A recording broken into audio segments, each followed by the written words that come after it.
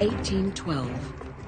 The United States of America, a fast rising power of 8 million, declares war on Britain and prepares to invade our colony. With the British Empire entrenched in a European war, we must fight for our homeland on our own. Fearless, ingenious, and for the first time, united. The War of 1812 is Canada's war of independence. We are explorers, risk-takers,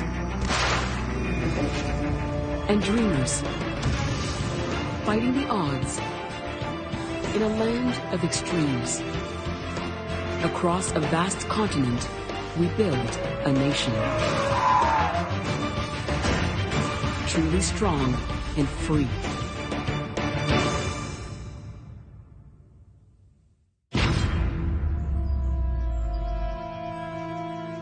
August 5th, 1812.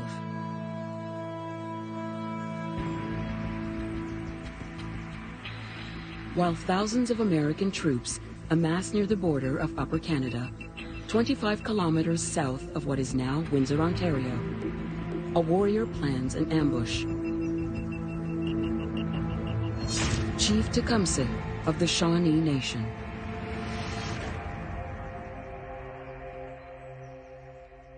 Tecumseh has been fighting the Americans for 20 years as they tear through his ancestral homelands.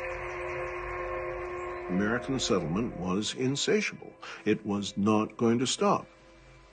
And so Tecumseh understood that there was no compromise with the Americans on these things. Tecumseh has marshaled 13 diverse indigenous nations to confront the American onslaught. Our lives are in the hands of the Great Spirit. We are determined to defend our lands. And if it's His will, we wish to leave our bones upon them.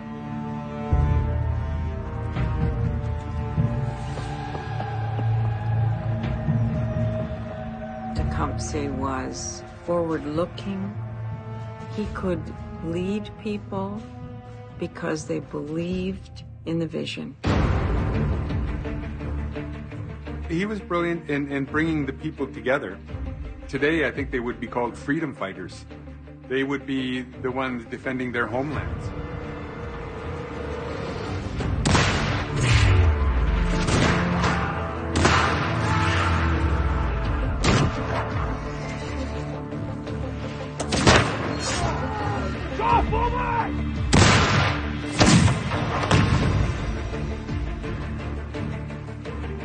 As the American troops flee, they leave behind critical intelligence, direct from their most important stronghold.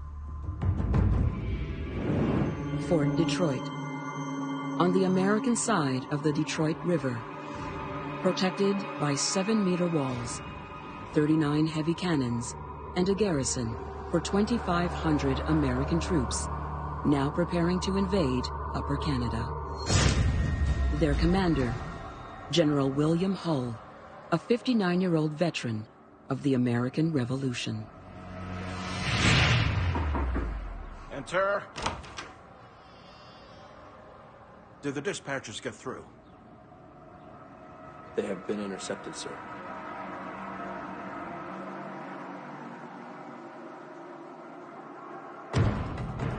The documents recovered from American troops are a strategic coup, and Tecumseh knows exactly how to use them. The British have been wavering on informal pledges to protect indigenous lands. Tecumseh wants to make a deal, military intelligence in exchange for Britain's firm support. Everything that he counted on prior to 1811 is gone. What he's doing is trying to maneuver with what's left. The only way he can do this is with British supplies. He had no choice but to go to the British in order to defeat the Americans.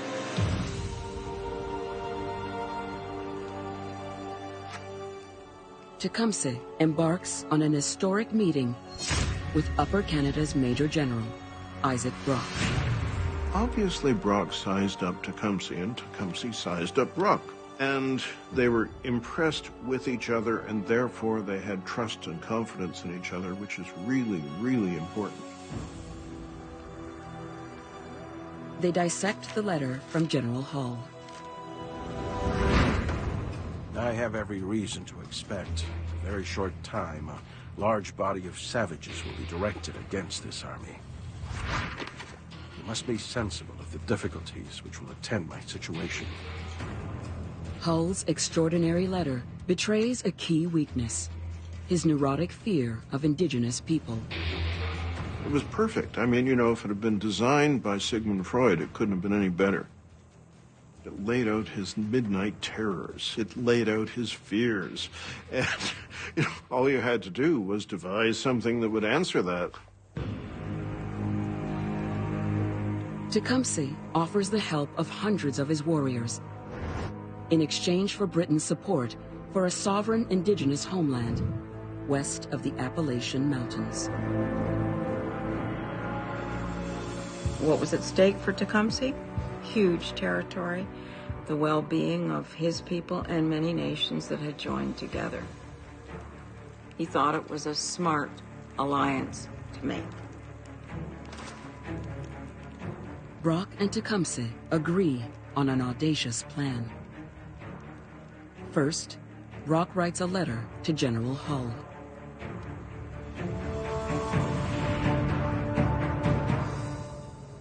You must be aware that the numerous body of Indians which have attached themselves to my troops will be beyond my control the moment the contest commences.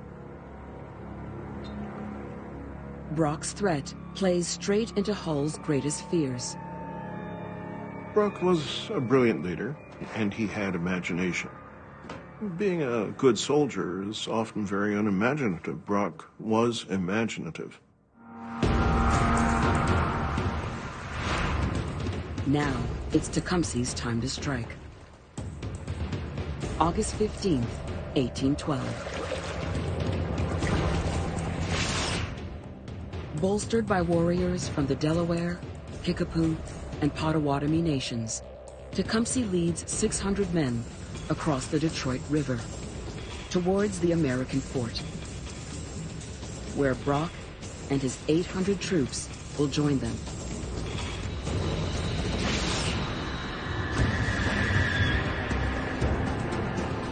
Tecumseh lands on the shores south of Fort Detroit and sizes up the battlefield. Outnumbered 2-1, Tecumseh's plan depends on a clever ruse.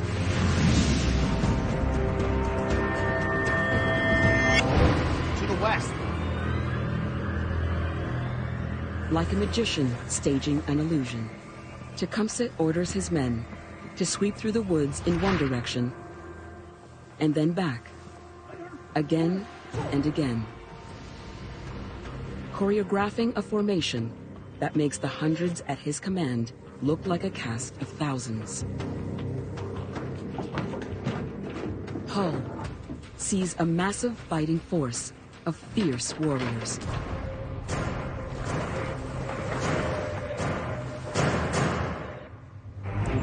His worst nightmare, right before his eyes. That is a genius move. Knowing your enemy, using fear as a tactic. Fear is a tool for a commander. It's a tactic. It's part of psychological warfare. You want the enemy to look at you and think, oh my God, they're unpredictable. I don't know what they're going to do. They could be over here one moment, behind me another. Sir, your orders? General, sir.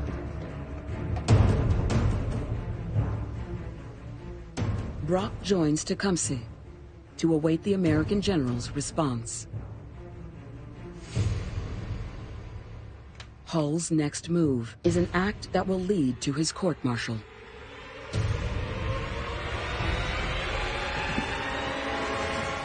He surrenders.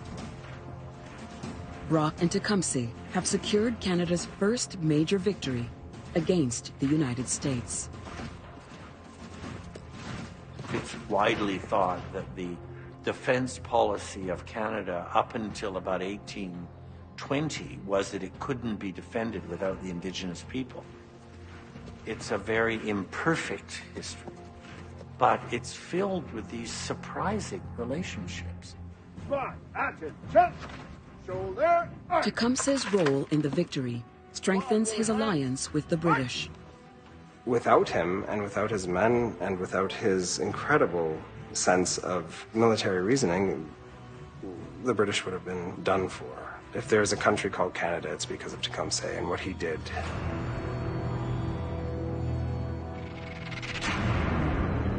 But 14 months later, the proud Shawnee leader dies in battle. Brock, too, is killed defending Upper Canada. His promise to support a sovereign Indigenous homeland never fulfilled. The British forgot about the deal with Tecumseh and everybody else and really gave away control of the lands.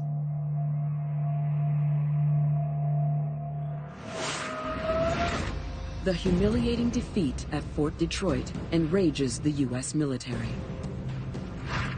Over the next 8 months, the U.S. lashes out in a series of fierce attacks along the Canadian border. But the real prize sits on the north shore of Lake Ontario. After a long winter, the ice finally clears on the Great Lake. On April 27, 1813, the Americans launch 14 warships in a major naval offensive. Their target is one of Canada's most important military bases, the garrison of Fort York. Fort York defends Upper Canada's capital, what is now Toronto. Inside the fort's armory, a massive stockpile of deadly munitions. So ammunition's black powder at the time. Anything that they would be able to get their hands on would be the lifeline of the fight. It's a war-winning asset.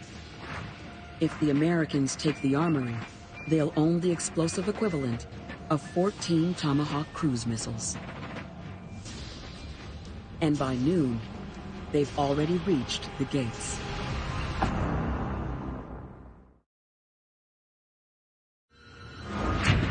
April 27th, 1813. 2,000 American soldiers assault the western wall of Fort York. One of its defenders, 58-year-old Captain Tito Lelièvre, a veteran of the French Navy, now fighting for the British. Prenez vos positions. Allons-y. Lelièvre has seen enough war to know that his men, outnumbered 3-1, don't stand a chance. When you're outnumbered in a battle, I mean, suddenly you're going to feel very, very alone. The feeling would be an ominous dread of what's about to transpire. If it's an equal fight, you've got a chance. But if you look at that hill and there's a lot more of them than there is of you, they see what's coming. The soldiers can count.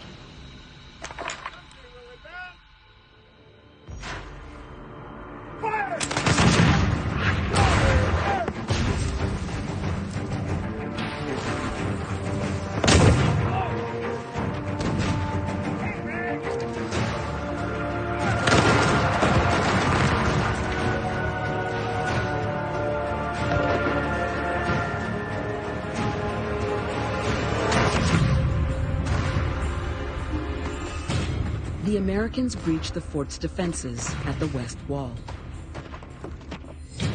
Lelièvre and his men retreat. A retreat is one of the most difficult operations of war to execute. And if you get it wrong, the enemy is going to take you. Losses are mounting. Surrender seems inevitable. The Americans close in on their target. Fort York's huge stockpile of cannons, mortars, and explosive black powder. Then, Liliev receives an order. He must stop the American forces at any cost. With time running out, Liliev knows there's only one thing he can do. He knew that probably he would never come back. It's an empowering moment where you realize that, okay, I'm gonna be the one doing it. I'm gonna do it right, and I won't fail you. The fort is lost, but the battle isn't over. He's given a chance to his fellow soldiers. He's given a chance to his leaders. He's given a chance to the nation to survive. A lifelong soldier, a loving husband and father. This is Liliev's defining moment. What's interesting about courage is that it is the most important of all virtues because it's the one that underpins all others. You don't have anything else unless you have courage.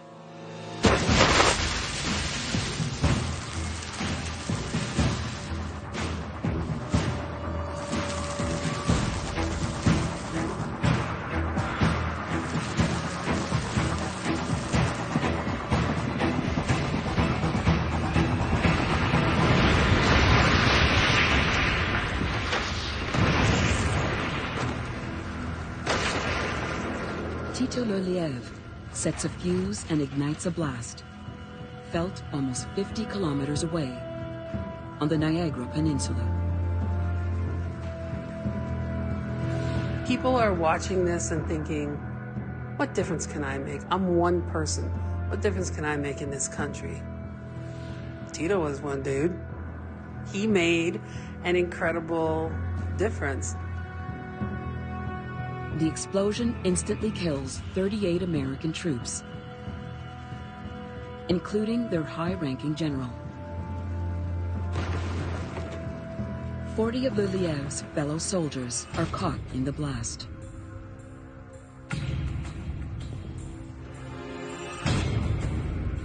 Yes, people died in that explosion. But then you wonder how many more people would have died had the American troops gotten their hands on those munitions.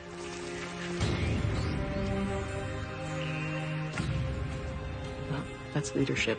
You gotta live with that. Liliev survives. The American casualties are 5 times greater than the British. The Americans retaliate, unleashing their revenge on the people of York. For 6 days, the Americans loot homes and York's library. They destroy the Seoul printing press and burn the Parliament buildings. Ground Zero, what is now downtown Toronto.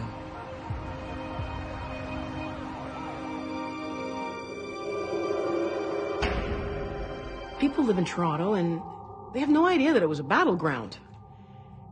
There are people buried there. There are bullets and bones under our feet every day. The American tactics in Canada were bloody, brutal, and stupid, and they alienated the local population. The citizens of York fight back. They are now ready to lay down their lives to preserve their independence. Those people would have felt exactly like we would feel today. That kind of fight brings people together, and a kind of an identity is forged out of that. What will make a country, it's not just geography, it's not lines on a map, it's a sense of shared identity, it's an imagined community. I think the War of 1812 helped to do that. June 1813. Queenston, Ontario, 10 kilometers north of Niagara Falls. It's a thriving, densely populated trading hub on the Canadian side of the Niagara River.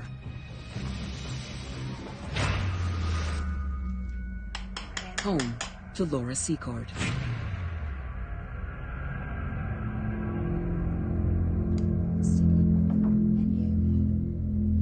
With a husband wounded in battle, Laura Secord is left to run their farm rear their children, and care for him on her own.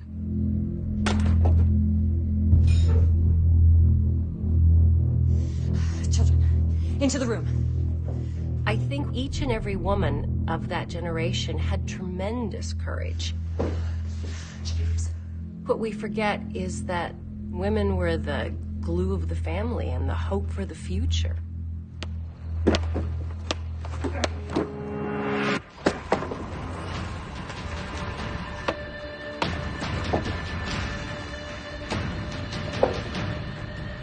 Everything Secord has worked for, everything she loves, is directly in the path of a hostile, invading army that is low on food, shelter, and supplies.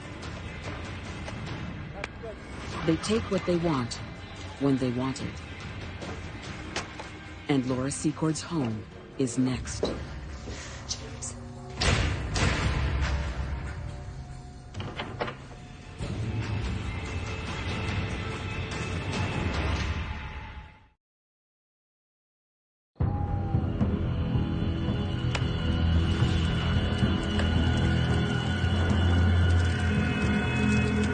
June 21st, 1813.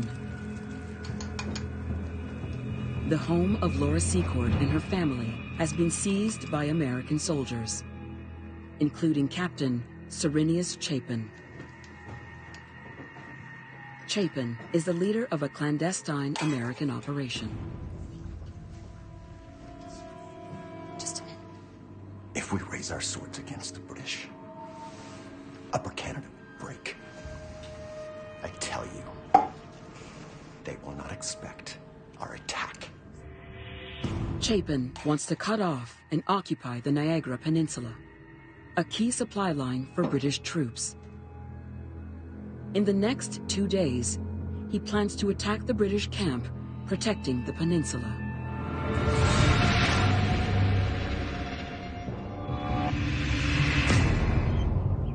Laura Secord has a decision to make. Stay by her family's side or risk her life to warn the British at their camp.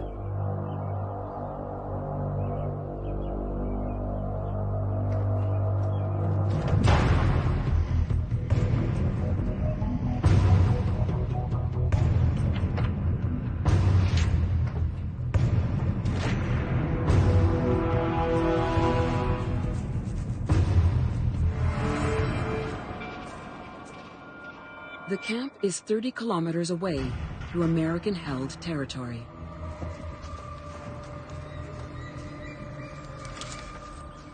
Secord knows if she is caught as a spy, she could be shot on sight.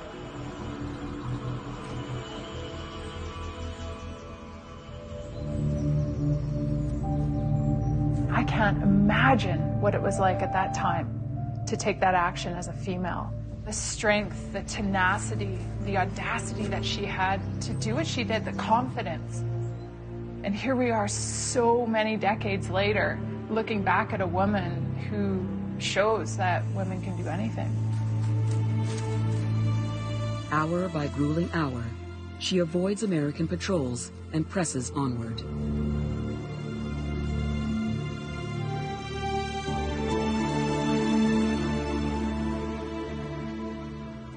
With nightfall coming, Secord is lost.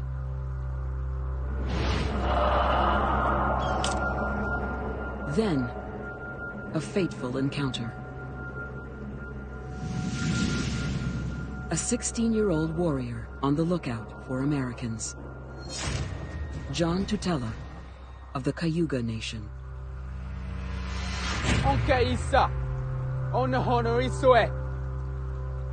Some may think that Laura Secord ran into these guys by chance.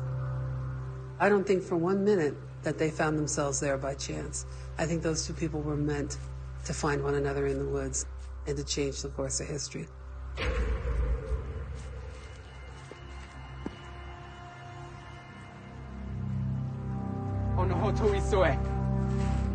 I need to get to the British. Secord entrusts Tutela with her secret. We need to go to them quick.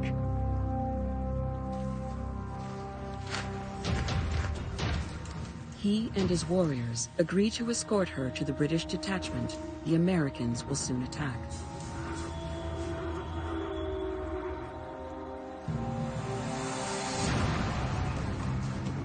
After an 18-hour trek, they arrive at the British camp. Would she have known that it really was one of the turning points of our independence? No, maybe not, but she knew she had to do it. I need to speak to your master in the head.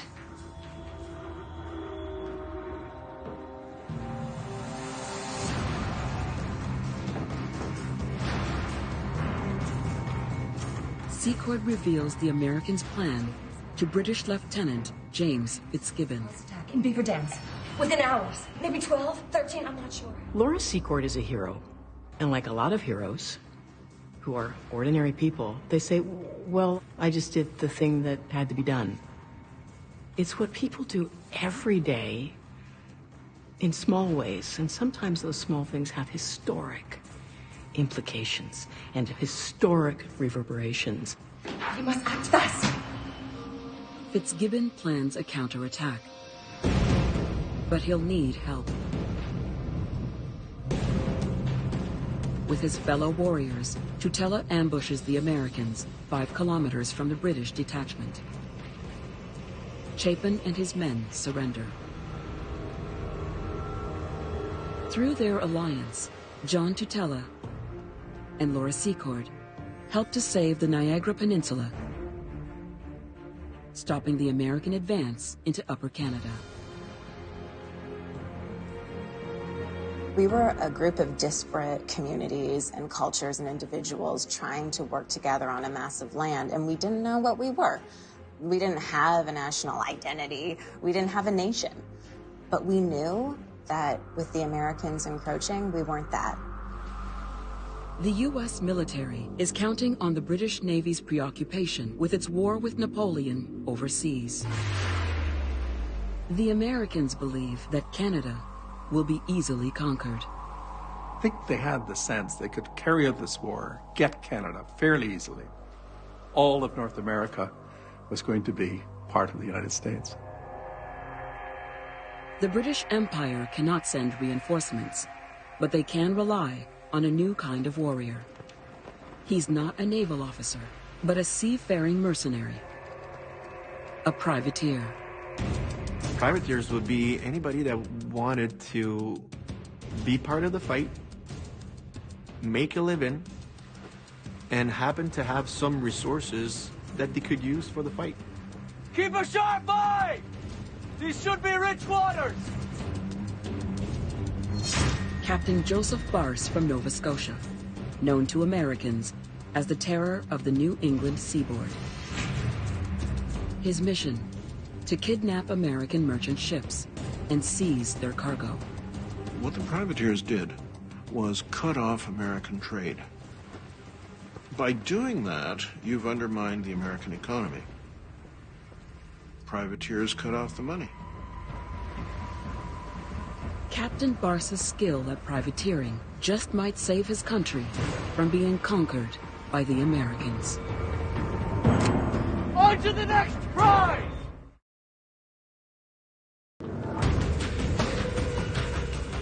A dangerous new rebel is prowling the eastern seaboard, seizing American cargo and threatening its economy. Captain Joseph Barse of Liverpool, Nova Scotia, a veteran privateer. Barse and his crew are on a mission to hunt down American ships, sailing through the waters off Cape Cod. This group of people would not have been embraced by society, would not have been invited in for supper. I'm guessing they were only popular when they were useful. They weren't people that people wanted to marry their daughters, but they changed the course of history. Barse's schooner is a former high-speed mail ship called the Liverpool Packet. It's light, nimble, and gives him the advantage of surprise. He's soon within a nautical mile of a rich target.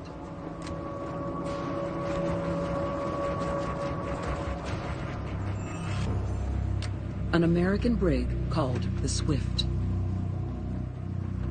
Captained by Benoni Cook, the Swift is heavy with a small fortune in cotton and leather from Savannah, Georgia. The United States had become a very wealthy country, and their ships bore the riches of the age, and for privateers, the gains could be very great. Barce flies the stars and stripes to fool his prey. An illegal maneuver for military ships. But privateers aren't bound by the laws of the Navy. Put one across our bow! He fires a 12-pounder. A warning to stop or perish. Privateering's a dodgy business, and if you run across the wrong ship, of course, it's a fatal business. The Swift is outgunned, its crew in no mood to fight for their cargo. Mr. Starling, Mr. Thomas, hold these men in the bow. Mr. Fraser, hoist the colors. Move along.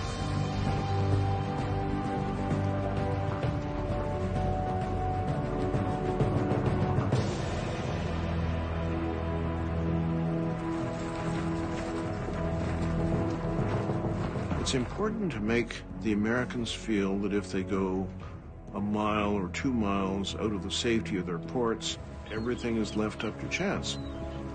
It's tradition to place the captured ashore close to their home. Barce grants Benoni and his crew this small mercy. It made the Americans feel vulnerable. It made them feel exposed, and it made them feel insecure. And, you know, that's really important in war. Barce and his men sailed both ships back to Canadian waters.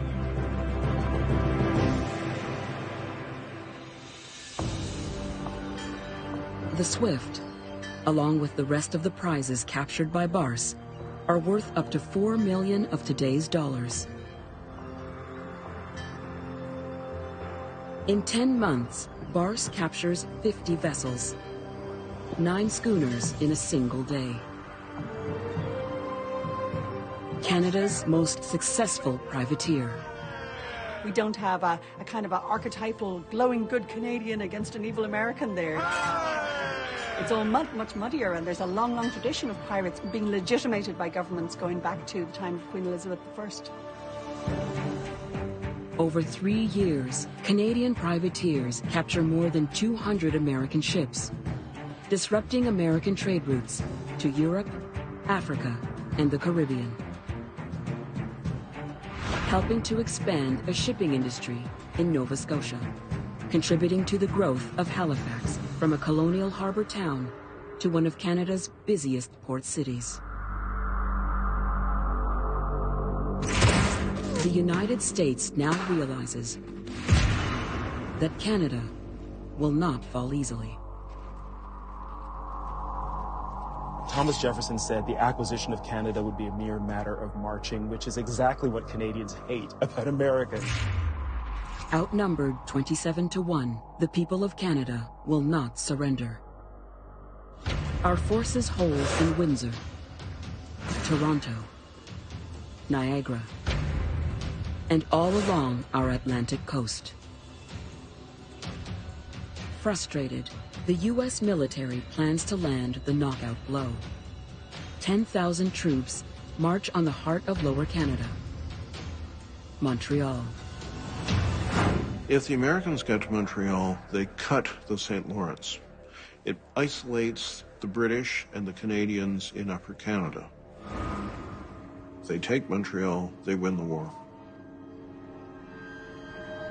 October 25th, 1813. Captain Joseph Maurice Lamotte of Montreal's 3rd Battalion. A skilled fur trader from the Northwest Company. Fluent in several indigenous languages.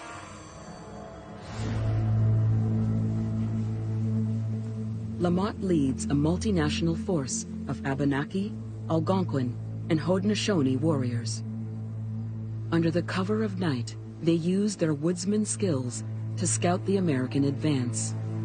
Guerrilla fighters are both psychological, but they're also important militarily because what they do is they hit the enemy where he's most vulnerable.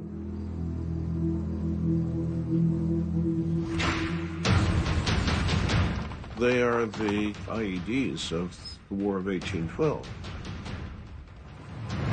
Commanding 1,000 men in the lead U.S. brigade, Brigadier General George Izard, a career soldier and son of a U.S. senator. With the eyes of his nation upon him, Izard's mission is to seize Montreal and bring this unpopular war to a close. And now, his forces are closing in.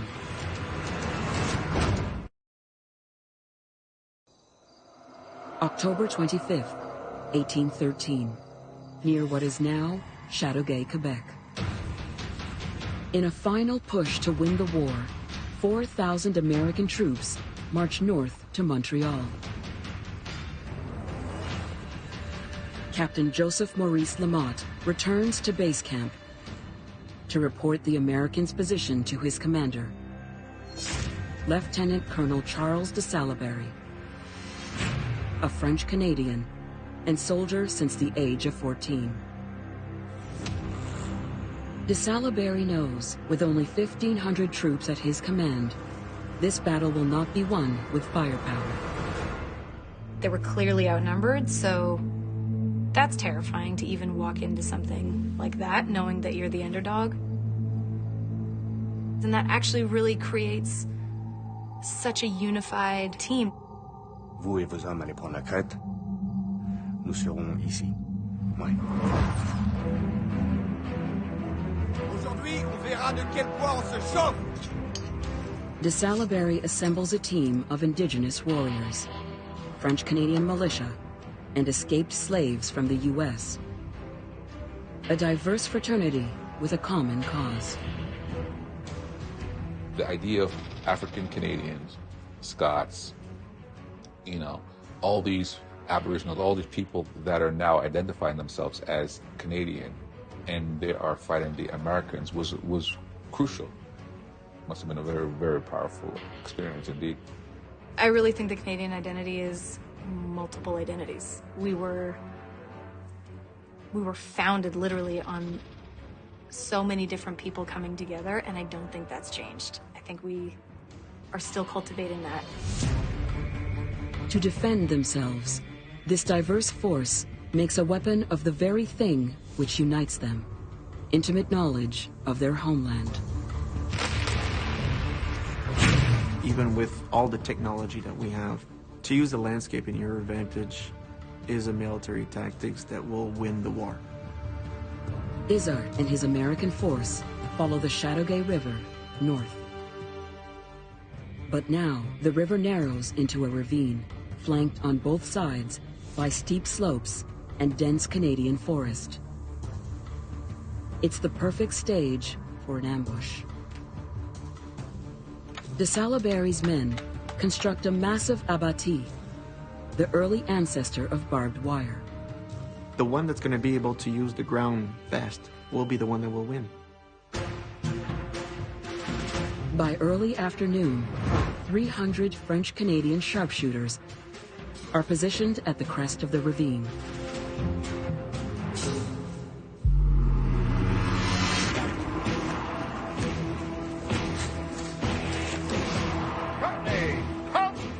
Izard and his 1,000 troops march into view.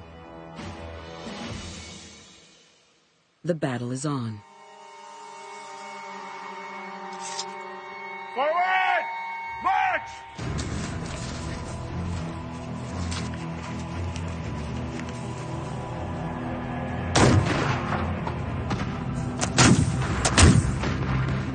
Under fire from two sides, Izard orders his troops to keep advancing. Their numbers and their resolve overwhelm de Salaberry's men. For every soldier shot, a dozen move forward. Feeling the tide turn against him, de Salaberry improvises with a daring move. He calls in his bugler, a black soldier from America, now fighting for Canada. In their minds, this is my country, and you're trying to invade my country. I'm going to do everything I can to help repel the oppressors.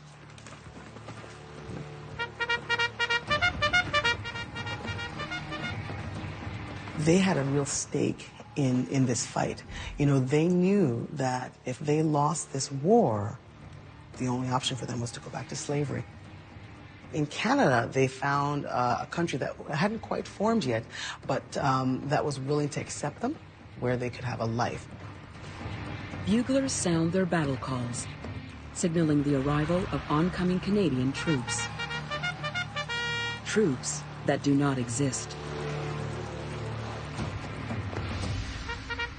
Now, Izzard is the one who feels outnumbered.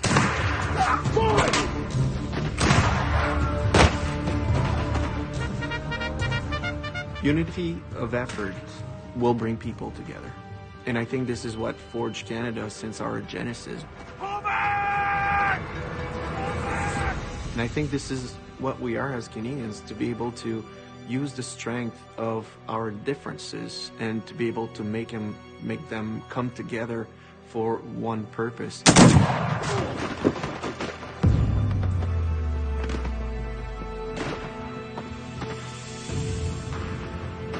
Izzard's men retreat south of the border and never return.